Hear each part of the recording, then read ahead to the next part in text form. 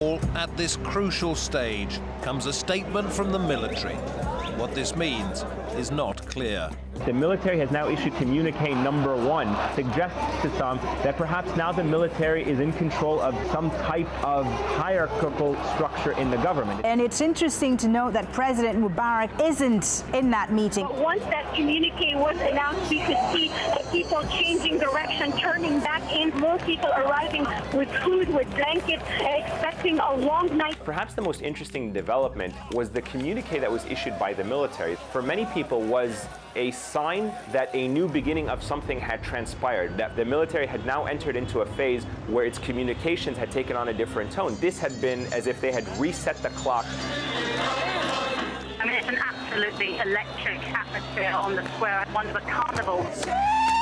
People are celebrating a victory which is still anticipated rather than actually achieved, but you get the sense that they want to be here to witness it with their own eyes.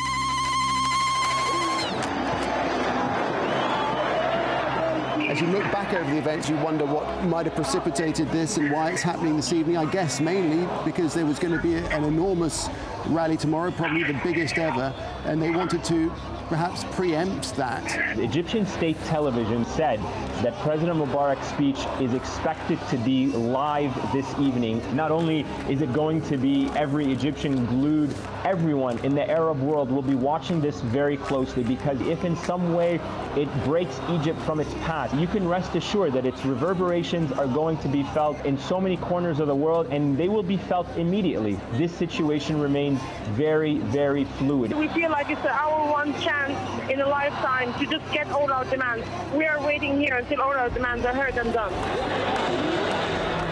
There are just over 1,000 die-hard pro-democracy activists here outside Sidi Gaba train station in the center of Alexandria.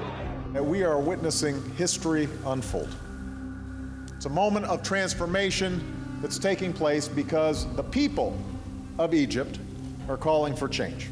America will continue to do everything that we can to support an orderly and genuine transition to democracy in Egypt. It's almost as if President Obama is waiting for the cue from Egypt to know exactly in which direction this is going to take place. What you're going to see from this administration is a hesitancy to talk in public until President Mubarak makes his speech, because if you look back at the 30-plus years of a relationship with President Mubarak, there are pictures of every U.S. president gladly meeting him in the Oval Office, and there's the talk of all of that tens of billions of dollars worth of aid that went to prop up his government. It's 19 hours GMT, 9 o'clock in Cairo. Excitement is growing as events appear to be coming to a head. A handful of Egyptians grew to hundreds, grew to thousands, grew to millions. We all here are celebrating already. We believe that something is going to happen. We believe that the president, inshallah, will step down. Well, the only thing I'm expecting to hear from Hosni Mubarak tonight is that he's leaving. Now, my own personal preference, of course, is for him to stay in the country and get prosecuted on charges of treason, murder, and corruption. I just want to show you what Egyptian state television is showing the nation right now. Did you spot the difference between their coverage and our coverage there? There is no difference. That is quite significant. Now that state television had changed its tone, AlJazeera, though still legally banned, felt able to name and show its correspondents on screen. The images that they showed, images of really from a distance. They would show you pictures of the protests to try to give you a sense that they are small numbers. The protests were never really shown in the significance or given their proper editorial weight. And perhaps what you're seeing behind the scenes is the regime slowly, perhaps coming apart by showing you these images to ordinary Egyptians for the first time.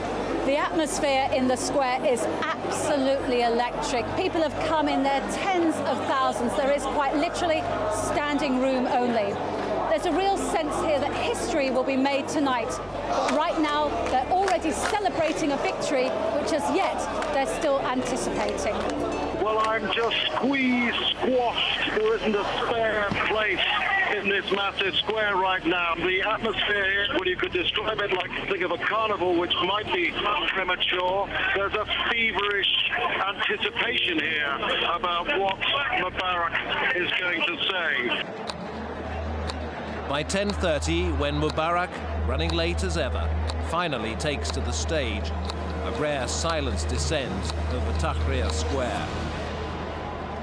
You could hear a pin drop once President Mubarak started his speech. Complete silence engulfed the square. The citizens, the children of Egypt, men and women, I address you today, to the youth of Egypt, stationed in Tahrir Square. I have been a youth just like you. Mubarak's rambling speech went on for 17 minutes. The longer he spoke, the clearer it became that the gap between president and people was unbridgeable. I went to war. I won victories. Suddenly a change in the crowd from attentive silence to deafening roars of go, go.